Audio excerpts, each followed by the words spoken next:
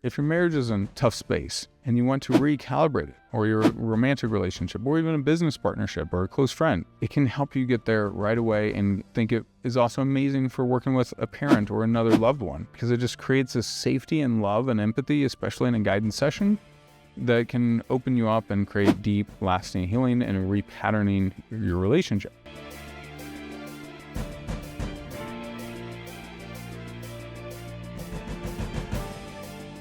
The most common question I get asked about MDMA is it safe or is it dangerous? Am I going to lose my mind? And rightfully so, because in American culture, we had this Dare to Say No drugs campaign, where it's basically showing an egg on a skillet being fried, and it said, "This is your brain on drugs." And rightfully so. Like, lots of things and lots of people have been negatively affected by opioids, by cocaine, by heroin, by crack, by basically all this stuff, even marijuana, right? Tobacco, alcohol actually is the most dangerous substance that we have. But if it's pure MDMA, not street access where you don't know what the heck's in it, and you really truly know it's verified MDMA and it has no fentanyl. Fentanyl is a very, very dangerous substance. I lost a friend in 2023 to a fentanyl overdose, sadly. But that question is fair, and you should proceed with caution with doing any sort of psychedelic journey to make sure, if you're being guided, that they are trustworthy, they know what the heck they're doing, they're familiar with the medicine, they have ideally some training, education that is fairly substantial, and they're in it for the right reasons. And secondly, the medicines, the purity, the efficacy, the safety of the medicines, and the medicines are right for you.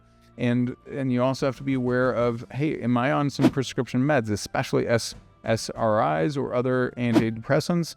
Then it might not be right for you. If you have heart conditions, if you have psychotic episodes, if you have schizophrenia, MDMA or psychedelics period may not be a safe medicine for you. However, if you are safe in terms of your nervous system, your biology, your medications that you're taking, all that, it can be one of the most beautiful experiences of your life, and it can be deeply, deeply transformative in the right context. But safety is a big, big factor.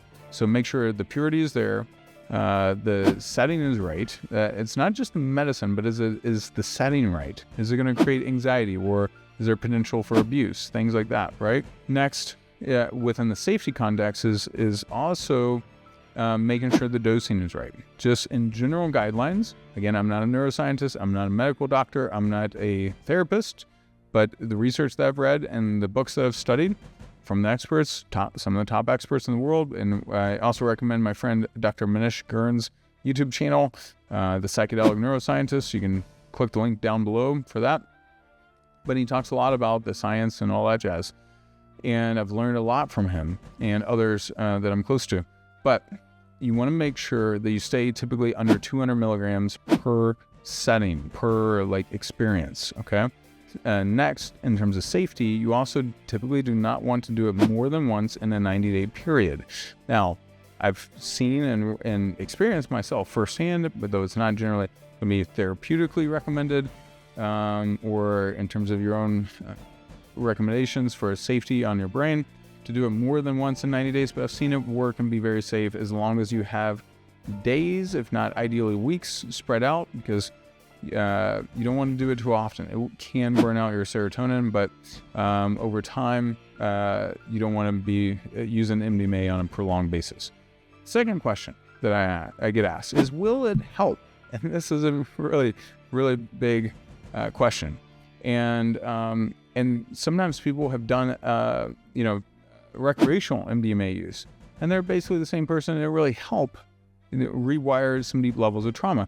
And that's because they didn't do anything with that window of opening. Again, you get two major windows: acute subjective experience, which is where your nervous system is wide open, more than it's ever been in your adult life, at least. Secondly, you get that critical period of reopening. But if you go up, experience this beautiful high, you're coming right back down as the same person, because you didn't do anything with that portal or that opening that you had, okay? But if you utilize that, meaning having a proper guide or a therapist to help you shift into a deeper, more authentic, powerful version of you, clear out some trauma, clear out some stuck emotion, repattern your relationship. It can be one of the biggest lifesavers or life givers that you've ever experienced, because it's basically a guaranteed opening to experience bliss, and it can actually help your nervous system get back from a suffering state, back into a blissful state, and remember that it can actually experience happiness and joy. Third question that I often get asked is, will I lose my mind, or will I get attacked by basically demons? That often comes from the Christian side as well.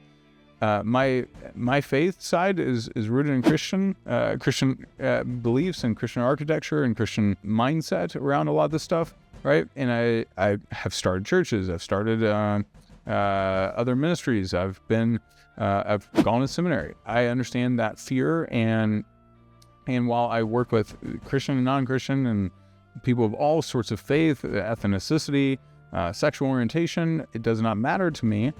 But there is a legitimate fear that you could lose your mind or be attacked by demons. I understand that, and I will say this again, in the medicinal profiles of what type of openings they create. MDMA, primarily heart and body.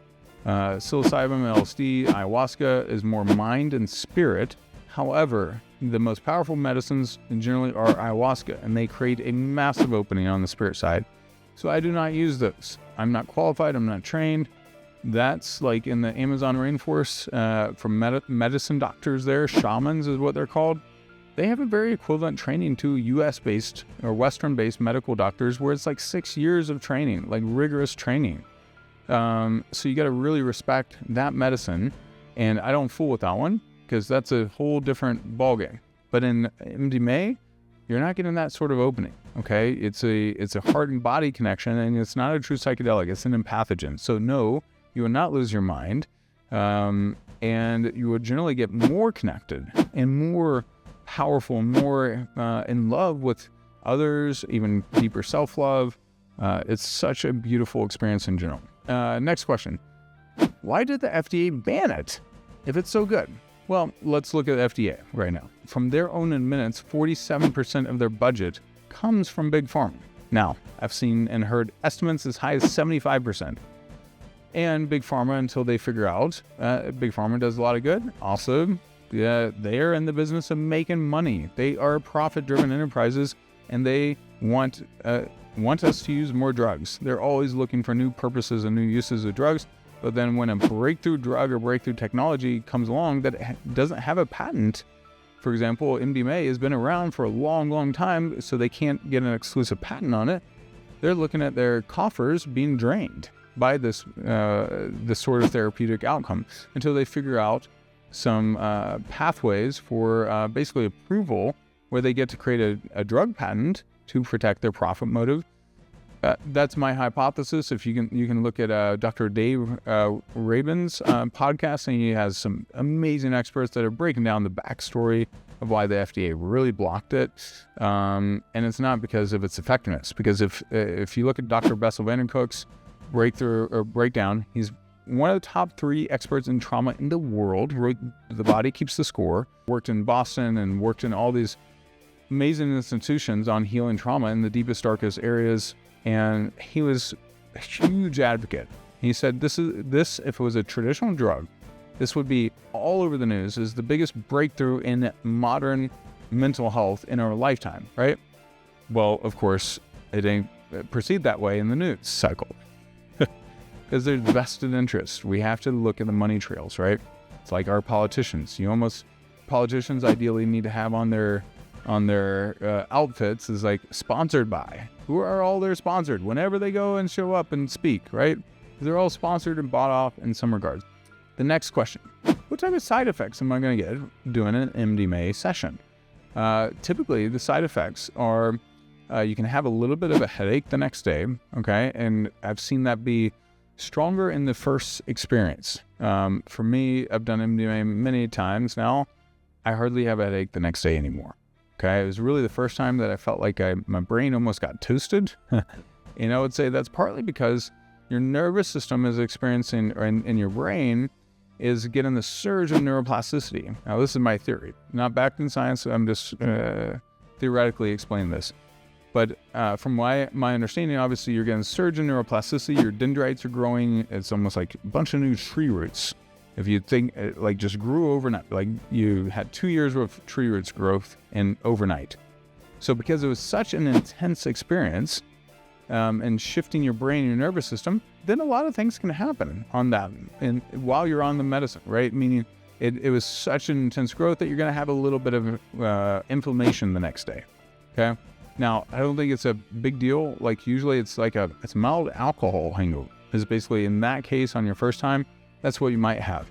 Oftentimes people don't have it though. And then if it's your second, third, fourth, fifth use, you're probably pretty good. It's going to be pretty minimal, especially if you did supplementation beforehand. You could be a little tired because, again, you are releasing a lot of neurotransmitters. But if you do GABA, 5-HTP, the NAD, creatine, a few other supplements, you're probably going to be pretty good. Okay. Additionally, you can have a little bit of muscle tremors and tightness released and a little energetic shake during the session.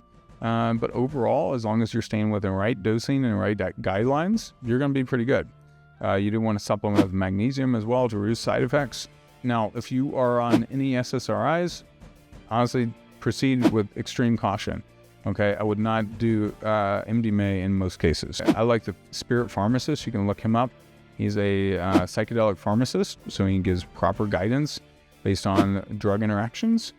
So I personally check with him on a lot of those things. But side effects, generally, it's less than, I would consider it less than alcohol. And if you look at the Lancet study that was in 2010, one of the biggest drug safety studies of all time, the most dangerous substance that scored a 72 was alcohol.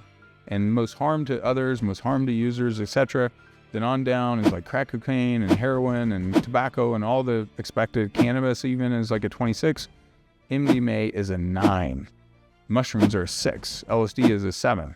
So it's like these medicines, and I look at them as medicines, not drugs, okay? Because I'm not a recreational, I don't endorse it necessarily for recreational use. Sure, you can. It's not gonna, it's not gonna, there's a lot worse things you could do recreationally, okay?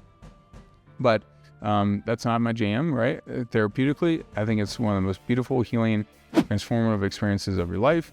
And the side effects are very, very minimal, especially in comparison to the benefits and the freedom versus the side effects of staying locked in trauma, PTSD, marital strife, emotional stuckness, hyper-anxiety, hypervigilance, etc. All those things that can be subsided or released almost entirely in typically 1 to 3 sessions. Next question is, will it last? Will it last? Okay.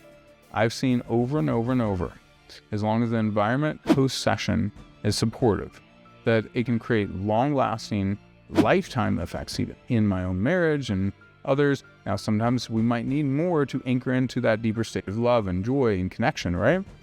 But just beware that it can and will last if you have the proper integration. At least half of the impacting effect is integration, which is how do you bring this new heart connection, this new love, this new joy into your daily, ordinary life. All right? So the 7th question is, how do I get it? Okay, there's a lot of sources. You have to proceed with caution. There's tests you can buy on Amazon. Check for fentanyl. I recommend those. I recommend verifying that you are working, especially with a new source, that it is safe, it is not laced with fentanyl. Definitely do not be lackadaisical or flippant about making sure you are working with a good source. I do not provide sources. I do not supply it myself. So do not ask me. Do not email me, okay? Or do not comment below how can, etc. I do not do that. But I do sit with people while they're on it, okay? Next, when should I consider using MDMA? That's one of the most common questions. Well, have you tried a bunch of other things that haven't worked? That's one thing. Like if you got real trauma, PTSD, like I've dealt with a lot of people, like this summer, 3 of my clients had done more than 30 different modalities. One of them had done over 90 to get through healing their trauma. And all 3 of them, we got to breakthrough results that they had never gotten to before, typically in 1 to 3 sessions, okay? So, when else should you consider? If your marriage is in a tough space and you want to recalibrate it, or your romantic relationship, or even a business partnership or a close friend, it can help you get there right away. And I think it is also amazing for working with a parent or another loved one. And because it just creates a safety and love and empathy, especially in a guidance session, that can open you up and create deep, lasting healing and repatterning your relationship. Additionally, I think you should look at it if you are battling a lot of anxiety, frankly, because MDMA will help that anxiety, basically get that amygdala, which is often driving you when you are in anxiety, help that amygdala shut off. And then as long as you do work to repattern the triggers of the anxiety, then on the other side of it, your amygdala goes back into more of its normal resting position, which is to come on and activate and take over and run the show of your brain and your nervous system when there is a real threat. But when it gets locked on, which it sometimes does, and many people it's been locked on basically their whole life, what happens is now your nervous system is basically activated and stuck.